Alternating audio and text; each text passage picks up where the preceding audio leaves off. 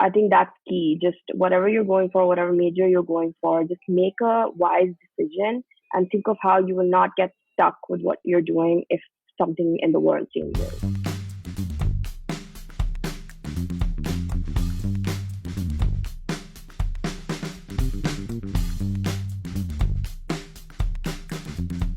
What's going on, everybody? Asad Hashamali back again with another episode of In the Times. Why In the Times? Because these times are new, unprecedented, and frankly have left all of us completely boggled. Even though it may feel like the entire world has come to a standstill, there's so much to talk about in these times and much more to learn from. In a nutshell, it's Cedar's tiny way to start a small conversation about big things ahead. In the last episode, you heard Ali Ghazi, the Chief Operating Officer of Cedar College, actually speak about his own interest in how he's been spending this time in quarantine, how he's been moving the school digitally, and also before that, you heard about Miss Aisha and Miss Fatima about how students are coping with these difficult times. And in the episode prior to that, you heard Umair Masood talk about how a hybrid system of schooling might just come about. And keeping that very last point in mind about how a hybrid school might come about, I want to spend some time actually and reflect back at my time in A-levels. Back in 2012 to 2014, when I was an A-level student at the Lyceum, I remember that I thought that I would set myself up to become either a consultant or an investment banker after graduating from university. I chose to study economics and finance. Quickly I realized, well, that's not my scene. Maybe I should actually switch and move into digital marketing or content creation of some sort, something that was more creative and up my alley. Fun fact, before that, I wanted to be a chef. And over the years, I started to realize was that, okay, I need to maybe evolve my aspirations a little bit. I need to rethink how I want to set myself up, how I want to move forward in life. And I think I did a pretty decent job at that. Now with BackSpace, I've got that entrepreneurial bug bit in as well.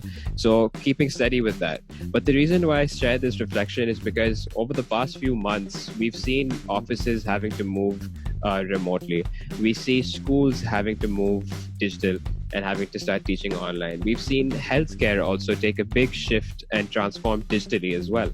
And why does that matter to you as students? Well, what I think, and the reason why I even share this conversation with you today is because we've seen that we are now entering a new phase of our lives. We're entering a entirely new way of living altogether. The way we do business, the way we choose to study, the way we choose to learn, the way we choose to even make a living, and all those things that come attached to it, that make us human beings, that make us contributors to the world and to society as a whole.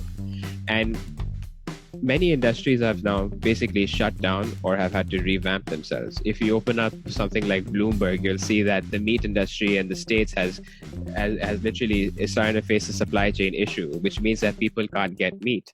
But that's also creating an opportunity for vegan meat to come into the business. Companies like Beyond Meat, if you do a little Google search, you'll see that Beyond Meat is actually starting to take a bigger market share.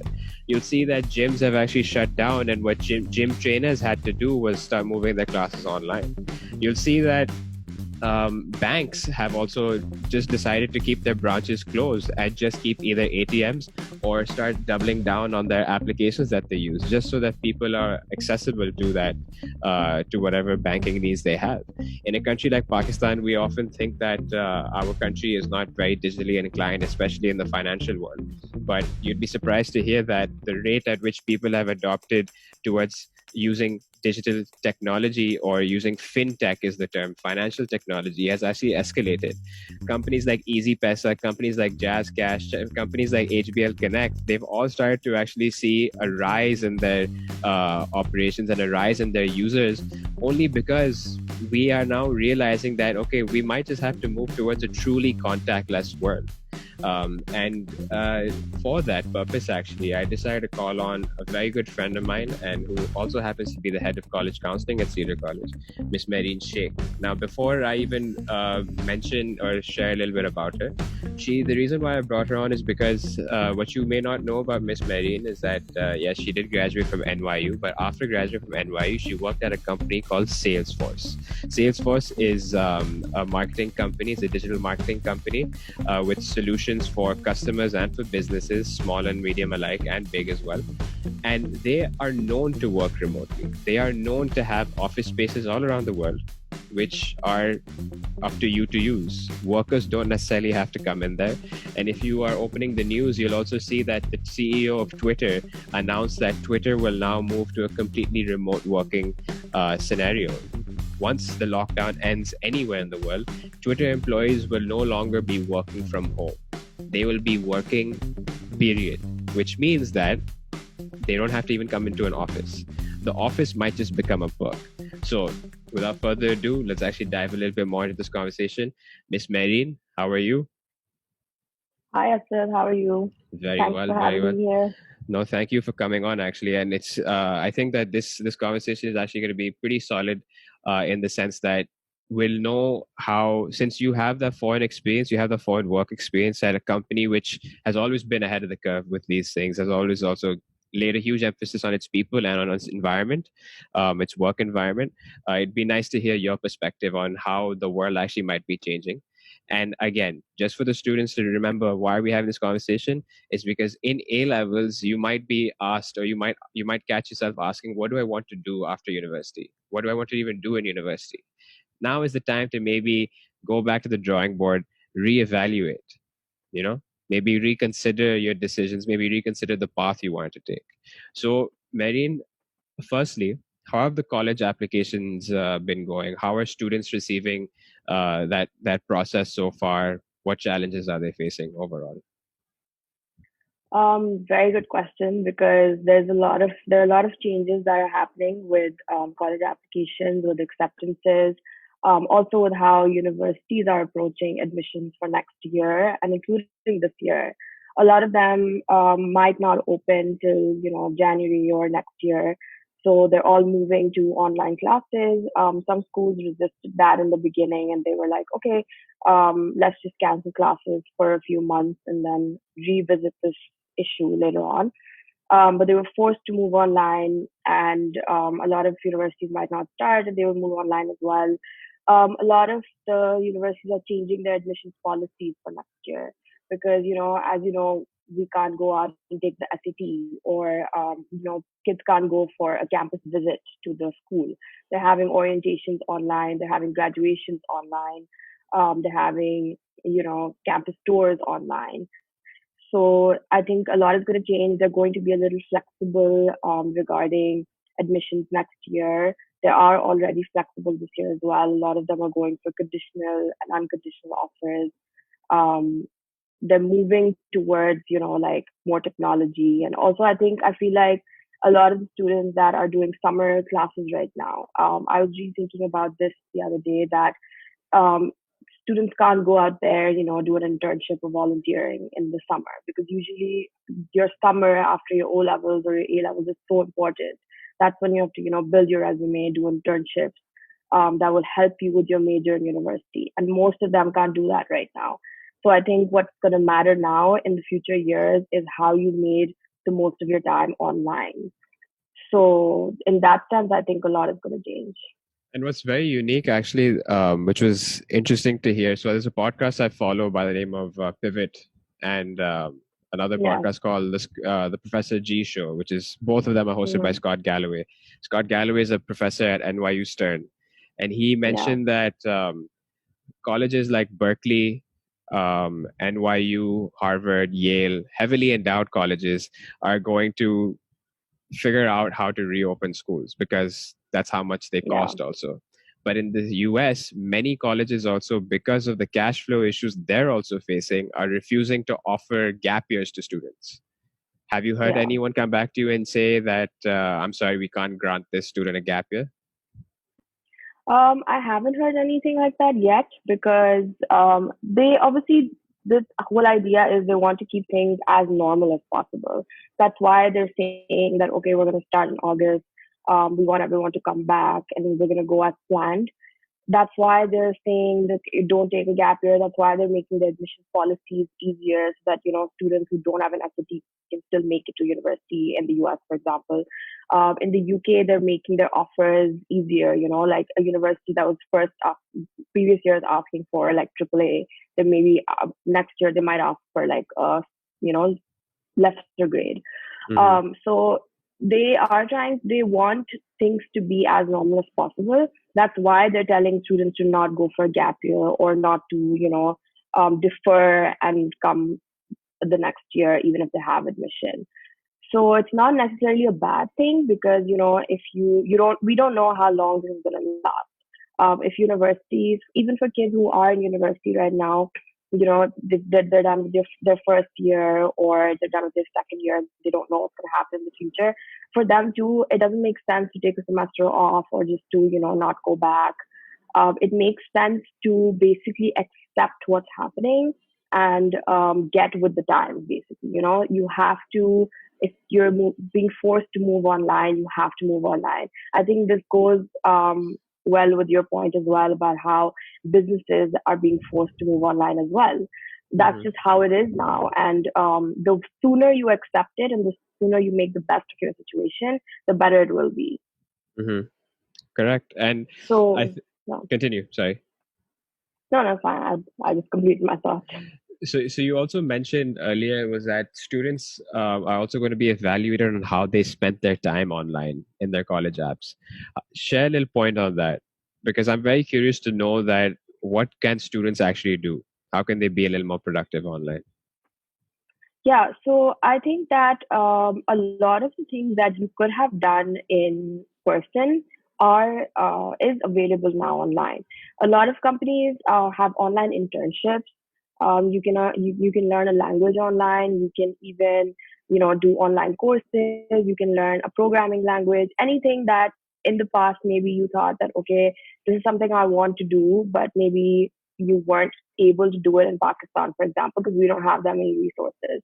And you never got the time to stay online and do that course or learn that language, or maybe do like a remote, for example, Salesforce, right? A company like that is eventually going to start having remote and online internships, stuff you can do for them online. So something like that, I think, will hold the same value as doing something in person. It's just like saying that CIE got cancelled and they're giving us grades based on our past performance, and it will be taken into consideration the same way that it was in the past.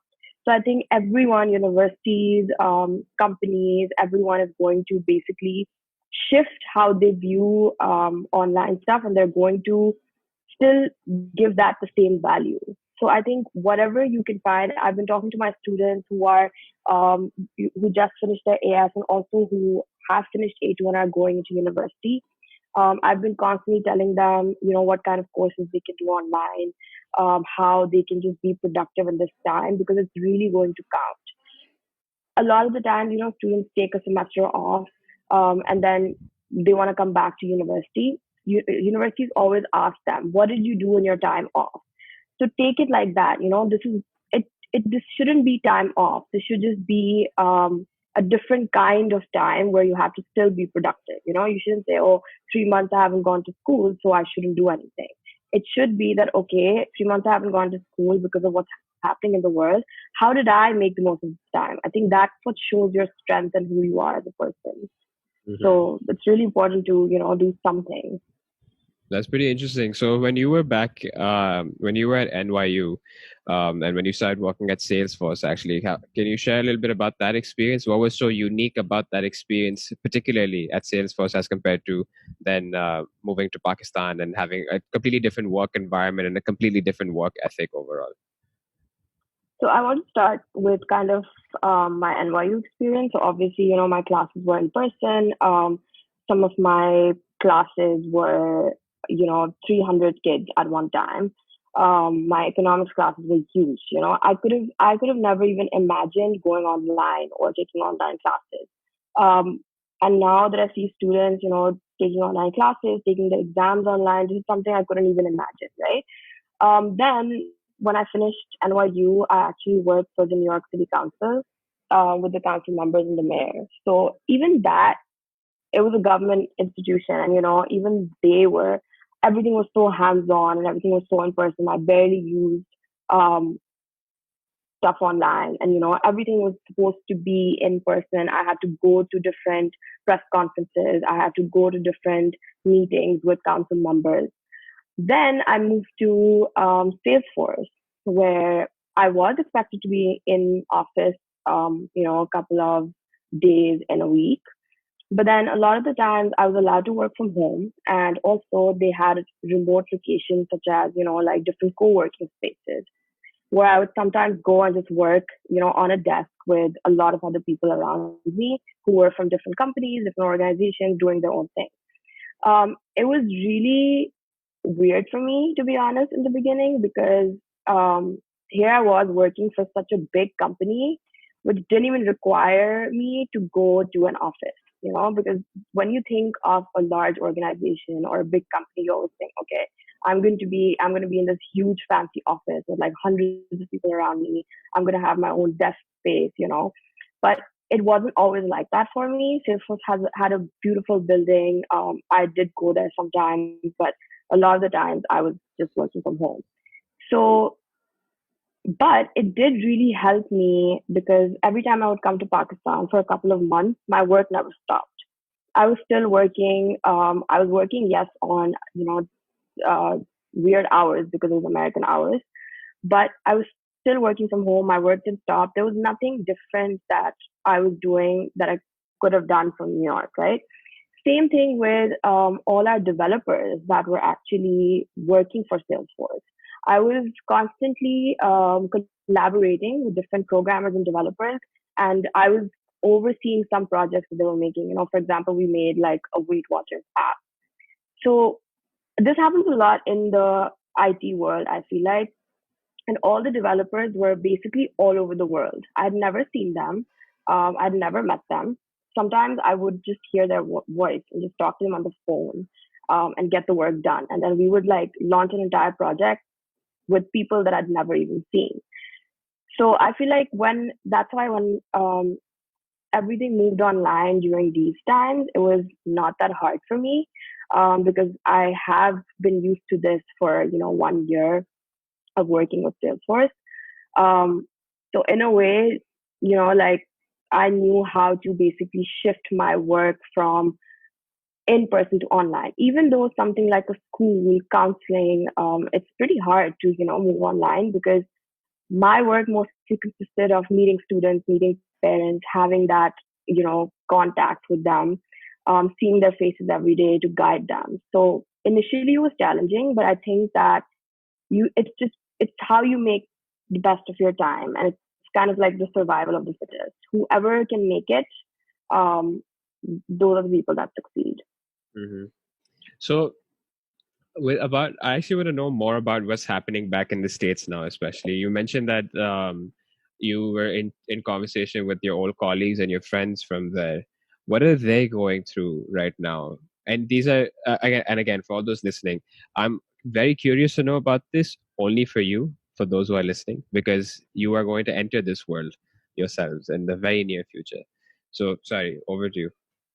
Yeah, and also I think what's happening in the world is actually very relevant to us as well, because we need to also compare how Pakistan is making the best of the situation, how we are versus how people are, abroad. It's not easy for them either. I have a lot of friends who worked for smaller restaurants, for smaller, clothing stores. They had smaller businesses. Initially, they really struggled because everyone thought that okay, let's wait it out. It's gonna go away. Then we can reopen. Some people are still in that phase because they don't know how to convert their business online. But there are a lot of people who were able to shift their stuff online. I have a lot of friends who are psychologists. They're giving online therapy now. I actually have a really good friend of mine. She works for a talent company, and they basically hire DJs and musicians to provide to events. Okay. So their work is basically mostly based on in-person stuff, right? So you're playing at an event, you're playing for like a corporate event or a concert or festival. I saw them struggle the most because something like that or something like a salon or restaurant where you need people to come in to work and to do stuff, uh, they had the most challenging time figuring out how to go online. The most they could do was their DJs and their musicians created content and basically released it online. um, they didn't make much money out of it, but in a way they were still, um, part of everything, and they people could still see them and not forget that they exist. Mm-hmm. So they're facing the same challenges. I feel like even here, restaurants and everything is closed. If restaurants here came up with something really cool, do it yourself kits, or other businesses came up with like online delivery. A lot of our fitness instructors, our health coaches went online. Previously, they were like small businesses, but they managed to do all of that because they understood that, we don't know how long this will go on. We might be closed forever. We might have to go online forever. And the greatest thing is that so many things in the past years that you might want to do, um, which you probably didn't have access to. For example, I was thinking of an online fitness course that I had wanted to do for like really long, but it was something that I could have only done in person in New York, right? So Mm-hmm. now they have everything online. So there's so many things that I have access to now. So there's a way to look at things. You can look at it negatively that, everyone's been forced to go online, and everyone's trying to figure out how to, sustain themselves. But there's such a good and bright side to this that now you have access to so many things all over the world that you probably didn't have access to before. Mm-hmm. So you can also view it like that. Yeah, 100%. But so I'm also a little there's a term that has been coming to my mind lately, that's actionable. So how do you think that with all this information now that's available, right? How do you think that students can actually apply this and make it actionable to themselves? What do they need to prepare themselves for actually? Um, this I think that a lot of there will be a huge shift in the kinds of professions, careers, majors that students go for in the future. So it's kind of like how in the previous years we kept hearing IT and software engineering is getting outdated. No one really goes for that anymore. But guess what? That's not the case anymore, right? So that's the thing. A lot of professions will still exist, yes, but that structure will change. I think that a lot of people who want to go for something like medicine, or engineering, a lot of their stuff that they could have done in person or they should have done in person is now going to be transferred online. Medical research is going to be huge. Software engineering is going to be huge. Even like online counseling, online therapy, online legal advice, all of these things are going to be huge. So not necessarily will the professions change, but I feel like the structure and the way people work will change. So again, when you're going for something like picking your major, you have to think about how something is um, evergreen. I feel like, right? So it's something that will just last during whatever time, and you will have a way of changing it or like coming up with new ways to make it better. So I think that's key. Just whatever you're going for, whatever major you're going for, just make a wise decision and think of how you will not get stuck with what you're doing if something in the world changes. Also, I think just not just about the careers and professions you're picking, but I also want to talk about how a lot of people are thinking right now. This is not the right time to start a business, or this is not the right time to expand. I think I don't necessarily agree with that because a lot of the people right now are coming up with really good unique ideas of like online businesses or of like expanding online. So I think it's also a very good time to change the structure of your business and your industry or whatever you're working in.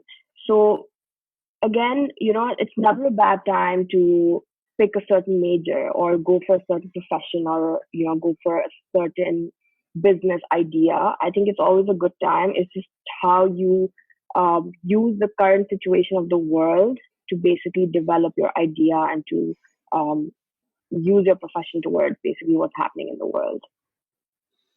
Interesting. Interesting. And I think also with that, we need to keep in mind is that, well, it's going to keep changing. And if we lock Yeah. ourselves into one specific area, one specific discipline, then we might be outdated ourselves. That's how we make ourselves Yeah. obsolete and our skills obsolete also. Um, and does this, so my take on this is also that does this mean that everyone should learn Python or JavaScript and should everyone know how to code? I don't know. But what I do know That's is that no, yeah. what I do know is that if you think it's going to help you, they'll probably help you. If it doesn't help you in the near 2 3 years, it'll help you 10 years down the road, right? So it's this whole attitude of having to unlearn, relearn, and keep learning. You have to evolve yourself. Also, you have to evolve your mind, and make sure that you actually stay ahead of that curve, also, so that you can adjust to these periods a lot easily as well. So Mehreen, I think that this is a pretty interesting conversation overall, and that kids need to see the value in this because it's a decision that they need to make now. I think that for all those listening, you've had that opportunity to be upset about the situation also, and you've had the opportunity to deny the situation and deny that your grades are not in your hands anymore, and that your university career might have to change altogether, but you need to accept that as well, and ask yourselves, Yeah. how are you going to pick yourselves up and drive forward? Only you can drive forward, only you can push yourself forward with a few loved ones around you, yes, of course, and your teachers are there for you, your counselors are there for you as well. We're all there for you, but what you need to do is you need to ask yourselves, okay, how do I gather myself together and push forward with all of this? So, Mehreen, as a final word, would you like to share something? Any final remarks for this conversation? I think I just like to give this advice to everyone that make the best of your situation. Don't be, angry about it. Don't be bitter about what's happening around us. Don't be angry that you're stuck at home. You can't, get on with your life. Your plans are ruined because sometimes things don't go as planned. That's the biggest lesson that you will ever learn. That things don't go as planned. So be innovative and be smart enough to change your plans if something changes. That's what's going to, help you move forward. Hmm.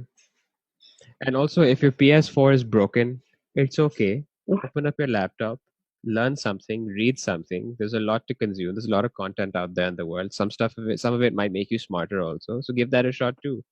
Don't complain about that also. It's like, hey, यार miss quarantine में मेरा PS4 भी टूट गया, अब मैं क्या करूं, ख्वारी हो रही है यार. Has that happened? also i think also I think if you get in that zone of wasting your time and you do it for a couple of days, then that's what you're just going to do for the rest of the time. So pick yourself up and get right into, making a productive use of your time. Force yourself to take that course, even if you're not feeling like it one day. Force yourself to work out, even if you're not feeling it like it one day. Because if you get into that habit of not doing it for a couple of days, then you're probably not going to do it for the rest of the time that we're free. So don't stop, basically. Right. Very true. Very true. Thank you so much, Mehreen. Thank you for your time. This is actually a pretty Thank pretty you, interesting Asad. conversation. So for all those listening, I hope you enjoyed this episode of In the Times. If you heard any background noise, well, yeah, we're at home, just like you. We too are human beings. We're not in some studio. Yeah, till the next episode. In the next episode, we have the vice principal of Cedar College, Mr. Mustafa Arif, coming on. And with that, we're going to talk a little bit about the medical landscape in Pakistan and opportunities that might exist for any of you future doctors, surgeons, nurses, medical practitioners of any sorts. If you have any questions for him, feel free to email me at asad.hashamali, that's asad.hashamali, HASHAMALI, at cedar.edu.pk. You'll find the email address in the description. You can listen to this whole episode along with episode number 1, 2, and 3 on Apple Podcasts, Google Podcasts, Spotify, Anchor, Facebook. We're everywhere. We don't stop with this. Till the next one, everybody. Take care. Bye bye.